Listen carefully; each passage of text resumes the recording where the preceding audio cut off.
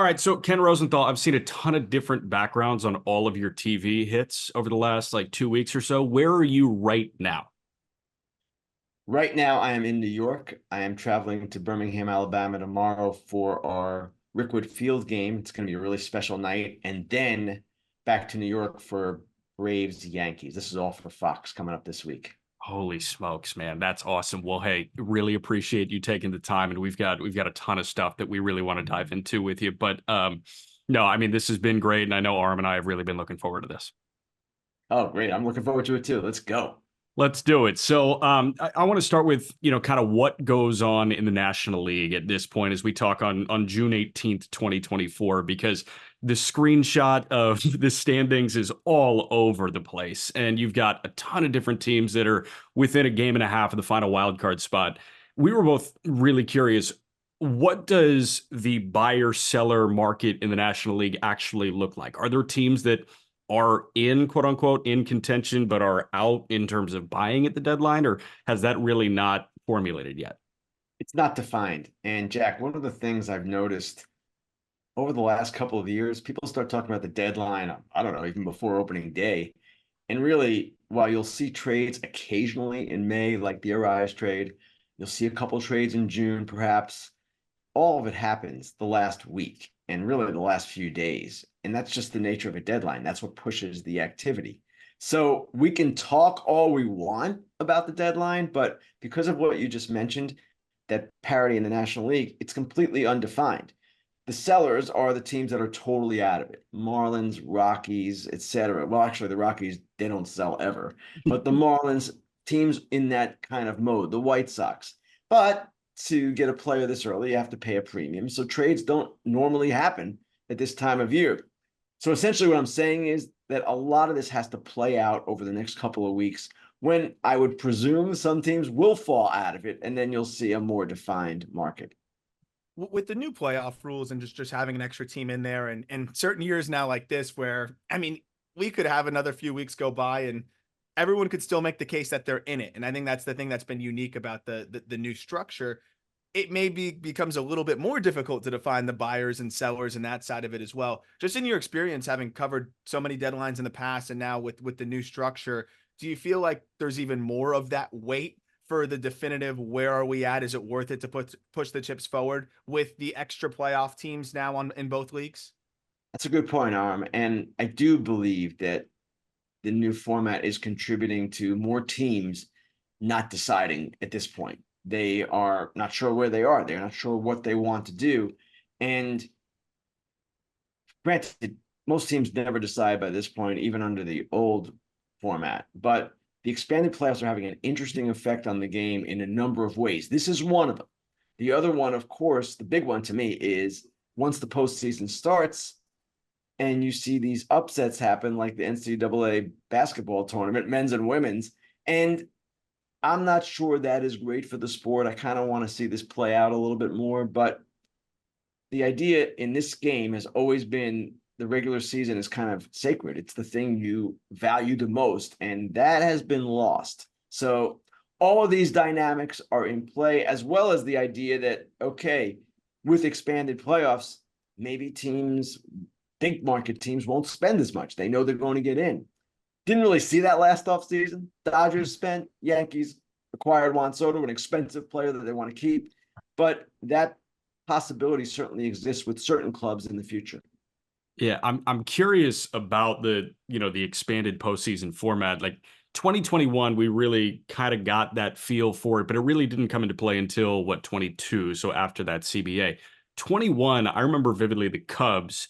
It was right around July 4th that they moved Jock Peterson, and after that, they really started to find a direction. And I remember the term "thread the needle" with the 21 Cubs, where they were trying to. I know I see the eye roll too. I did the eye roll as well, but they were trying to thread it, and then at the last moment, when they realized that they weren't going to get there, they started that sale. Is there a certain like date that jumps to your mind? Hey, is it when everybody's in Arlington for the All-Star game? Is it July 4th where you feel like teams are going to get that clarity? Well, one thing that has changed in the last couple of years is that the draft is during the All-Star break. So teams are focused on the draft from now right through that period. And it's really difficult for them to be locked in on trades. Not saying they can't happen, not saying two things can't take place at once, but the general shift in focus occurs after the draft. So if there's a date where you might see things accelerate, maybe it's then. And again, anything can happen at any time. We all know that, but the draft has changed things a bit because obviously it's a major undertaking for a baseball operations department and it includes the general manager as well. It's funny. We always just kind of assume that they can do everything all the time. Yeah. That didn't even really like cross my mind, but it makes all the sense in the world. I know Jack's going to ask you about a couple of like the notoriously aggressive executives, but a little bit on the speculation side, and maybe there might not be too much smoke here yet, but I'm just kind of curious, maybe even off your gut feeling, if some teams get hot, like I'm looking at the Cincinnati Reds, I'm looking at a couple other teams that, have made a point to invest in this year's club, maybe a little bit more than they have going into the season, but it's been a little bit of a wishy-washy start to the year. Are there a couple teams that if they get hot, you feel like they'd be more aggressive potentially than we've seen in the past? Assuming again that they play themselves into a position of buying when we get closer to that time.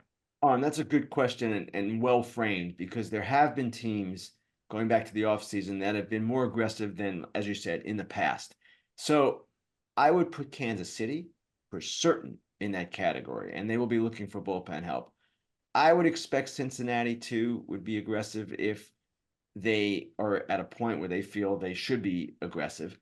The team that I'm watching here is Pittsburgh because here's Pittsburgh, and they finally have a chance to maybe do some things. They never do things, right? When they spend in free agency, it's 11 million on Aroldis Chapman or whatever, and they think, wow, that's a big investment for us. So they've got Skeens, they've got Jones. I know they might not be able to pitch the entire season without a break, whatever. But this is a time when they should be, in my opinion, starting to go forward. And the way to go forward is by adding at the deadline. And I'll be real interested to see a team that is normally cautious, conservative, passive, whatever adjective you want to use, whether they turn it up a little bit. That's one team I'm watching for sure. I'm sitting here in Indy ready to go to the AAA clubhouse, and you're telling me that thing may be turned on its head in 2 No, months. I'm not That's telling awesome. you that. I'm telling you it should be turned on its head, and we'll see if the Pirates actually do it. It's not their style. Totally fair. I do want to jump to the Dodgers before we get to, that other team in Pennsylvania and then a couple of really aggressive lead executives because the Dodgers, their season just kind of got turned on its head, at least for the next month or two, with Yamamoto hitting the shelf and with Mookie Betts hitting the shelf. Have you heard anything over the last 24, 48 hours about stopgaps? Like we ID'd a couple of rental shortstops that could make sense on the trade market, but are they entertaining that or are they just looking to fill that internally? They've got Miguel Rojas, and defensively, I don't know that they can do much better. The question is, can he play as much as he's going to need to play? He's 35 years old. They're going to wait and see how this goes too. I don't know that they're going to jump out and get a shortstop. It's totally not them to do that. They have an 8-game lead or whatever it is in the NL West. They do not need to panic here. Right. Biggest question that comes out of this for me, well, actually two. One, will Yamamoto return healthy enough to pitch this season at a high level? The other thing is, will Mookie Betts still be at shortstop when he returns, or will they do other things? Now, they've said they're going to plan to at least keep him in the mix there, but the entire season, the biggest question hanging over that team is, okay, what happens at the deadline? Do they get another shortstop, move Mookie to second, and go about it that way? Gavin Lux, because he has not hit, has hardly made a case for himself staying at second. So the problem for the Dodgers is going to be the same problem they would have had anyway. There might not be a good shortstop available. And you could talk about stopgap guys, lesser guys, but really Rojas is that guy. We'll be really interested to see how they go about this. Just in general, kind of pushing beyond that with the Dodgers as well. Of course, perpetually going to be aggressive and push the chips forward because they're the Dodgers. With the way that this team is structured, it's a little bit more unique, I think, than some other years where you have the guys at the top, but maybe a little bit more of a fall off or drop in production on the back half of that lineup. Do you see them trying to fill multiple spots with with maybe guys that maybe not stop gaps. Because again, we talked about shortstop, but even the outfield I'm looking at, they're putting a lot of maybe trust into a James Outman coming back and performing. Let's say he doesn't perform. Like, what do you see them doing this year versus, next year and setting themselves up in that position as well? Like, I feel like they're in a very interesting in between point as they try to figure out where to go with an IL rotation. By the way, we talked about yesterday, that could be like an all-star rotation in itself. Before Mookie got hurt, they were talking about adding at least one bat. So if they were going to add at least one then, and it was most likely going to be in the outfield and possibly in the infield as well, then you're still looking at that. And I expect they will be aggressive on the offensive end.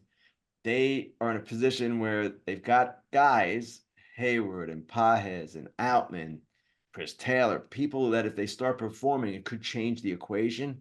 But Hayward is who he is. Taylor has not performed in a while, really. The other guys are young. So, yes, they will be looking for at least an outfield bat, and I would expect they'll still search in the infield as well. They understand that, just what you said, they're top heavy in the lineup, and they need more balance. The only team they're looking up at in the National League right now is in Philly. And Philly just came off of a London series and a series loss in Baltimore. And, we've talked time and time again across this network about, how they've rebuilt that system. And of course, Andrew Painter is still on the shelf, but he'll come back. You can possibly deem him untouchable. I'm not sure how Dave Dombrowski looks at it, but a Starlene Caba, I'm sure, has immense value at this point. And a Klassen has pop-up value at this point. Like, that system has gotten better. So now that Dave Dombrowski in Philly has assets to work with, is he going to go guns blazing into this deadline or what? I don't know that he needs to. And they have a bit of a center field issue, I guess. They just sent down Rojas. He hasn't performed the way they expected. They love him defensively, but he hasn't even been as good defensively as they wanted. So they have the ability, certainly, to do things. Dave Dombrowski has never, ever been afraid to trade prospects. So, yes, they will be aggressive if they need to be. And that, I would imagine, would be the spot. But you tell me who the center fielder available is that's going to solve their problems. Luis Robert Jr., yeah, I get it, but that's going to cost all the guys you just mentioned. Right. And that, to me, would almost be overkill for them. I don't know that they need him. And the other thing with Luis Robert Jr. is he's hurt all the time. So any team that acquires him takes on the contract, which is a great contract for the club if he's healthy, Yep. but it's not so much if he's not. You mentioned just the history of being willing and happy to push prospects out if it means getting a title, and it's worked for Dombrowski a couple times. But I also think it's interesting that, of course, they've put together some really good teams that haven't needed a ton and have been really close to getting to the promised land the last 2 years. But to Jack's point, as he mentioned, Aiden Miller and even Crawford, like, this has been one of the better, young groups of prospects he's had. I know he inherited a pretty weak Phillies farm system, but just to that point, it seems like the last few years he's been a bit more cautious. Dombrowski has, in terms of maybe pushing the chips forward with the prospects. Do you think that's more of an organizational thing with the Phillies, that maybe they're saying, hey, we know how you like to do it. We'll give you the resources financially, but we do want to build a sustainable farm? Or is it just kind of how things have shook out for Dombrowski through his several years now in Philadelphia? Probably just how things have shook out. And I would expect if you guys had Dave Dombrowski on with us right now, he would say, hey, he loves prospects. He talks about building from within. He did it in Florida and Montreal and all that. So it's not like it's foreign to him. He even did it in Detroit, bringing up some pretty good players. Yeah. So that part of his game gets a little bit underestimated sometimes, simply because he does spend money. He's really good at convincing owners to invest. And he will trade young players if necessary. But I don't know that he's going to do anything that's going to be disruptive to their chemistry or even their overall equation right now. They have a great team. They're playing great. They have got a great vibe. I'm not saying a major move would disrupt them. They seem to absorb all kinds of personalities really well, do that better than most teams. But I just don't know that an overkill type thing is necessary. Yeah. A guy that does toe the line of overkill at points is AJ Preller for sure. And he is retool the system, deplete the system, retool the system. We've talked about his and his team's level of talent evaluation and development being top tier, and that's how he's able to do this. they have a bunch of guys now. And I know that Alesko is underperforming and Snelling is underperforming right now, but those guys, I'm sure, still have immense value. The Padres are stuck in the middle of that huge parity land of National League teams. I have to assume that they'll be on the end where they try buying. Have you heard anything in regards to San Diego? Yeah, we've reported on their pursuit of Crochet, and AJ Preller is going to be AJ Preller until they tell him he can't have the job anymore, which that's something that could happen if they don't do well this year. His benefactor, Peter Seidler, passed away, and that does change the dynamic of that whole organization. At the same time, what you described is exactly, Jack, what he does. And it's amazing to me how he trades so many prospects and keeps coming up with more. Yeah. And it does speak to his evaluation skills. He will be aggressive. They need starting pitching, they need bullpen as well. At the same time, if I'm running that team, if I'm the guy above AJ Preller, I'm saying, whoa, do we really want to trade Ethan Salas for one thing, or anybody along the lines of what you just mentioned when we're not in position to win the World Series this year? Now, AJ is going to say, yes, we are. And maybe he's right. And listen, they went to the NLCS 2 years ago and had a great run. But there comes a point, too, where the team might not be worthy of the investment. They're not playing as well right now as they were earlier. They have a good offense. There's no question about that. But that to me is the question with them. Do you keep going and keep going when you might not be really in position, certainly to beat the Phillies, to beat the Dodgers if necessary?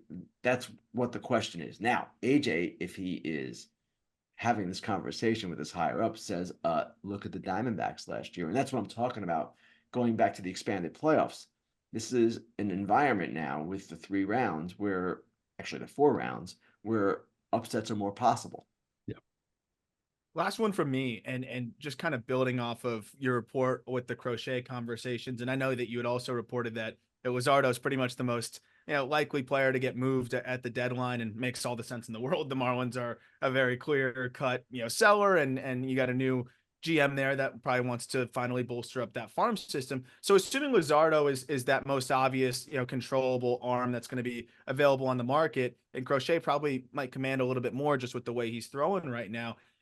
Do you feel like the White Sox are in a spot where they'll happily say, hey, we'll wait another year and we'll trade Robert and Crochet then? Or do you feel like Chris Getz may not take that risk because you're talking about an often injured Luis Robert who could then get hurt again, and we're talking about a pitcher who's about to exceed his career high, or already exceeded his career high in innings, and is adjusting to a new role, which he's doing great, but let's see him do it over a long period of time. Do you feel like they'll cash in because of that? Or do you think the White Sox might have a little bit of fear of, hey, new GM, don't want to miss on these trades and already put myself on a warmer seat than I needed to be on, a year early? My expectation, Arm, is that they cash in. And for all the reasons you just said, it's risky to keep a guy like Crochet, right? And they traded Dylan Cease rather than take him into the season because they knew the risk. Now, Dylan Cease has been great. He might have attracted or extracted even more from a team than he did in that deal if they had kept him to the deadline when the demand is that much more fervent. But it's a big risk when you do that. So when you've got Crochet, who is a bit of an unknown still because of the innings and all of that and the injury history, you move him. Robert, too. You've got him healthy now. Okay, trade him. That to me is the way they probably will go and should go. Yeah, last one for you, real quick. I just want to ask you about Seattle because that pitching staff is arguably the best in baseball. I know that they've dealt with some injuries in that pen, but offense, offense, offense. If you were sitting in the front office in Seattle, who's at the top of your wish list offensively for them? I would say Alonso, if I can get him, but the Mets are playing well now and they're not going to concede easily. Yeah. That would be one guy for sure that I would target. He is potentially the best hitter available on the market. But to speak to your larger point, Seattle is in a rare position here. You've got all these pitchers pitching well and they're healthy. Yes. That might not last all that long. Brian Wu is kind of shaky as it is, health-wise. So you have to take advantage. You have to seize the moment. I'm sure Jerry Dipoto and Justin Hollander, the guys who run that team, recognize that. And I expect them, even with their financial restrictions that we saw during the offseason, to be very aggressive. They understand that this has to be a year where they go in. Ken Rosenthal, you are a very busy man, but appreciate you taking a quick 20 with us. Thanks, guys.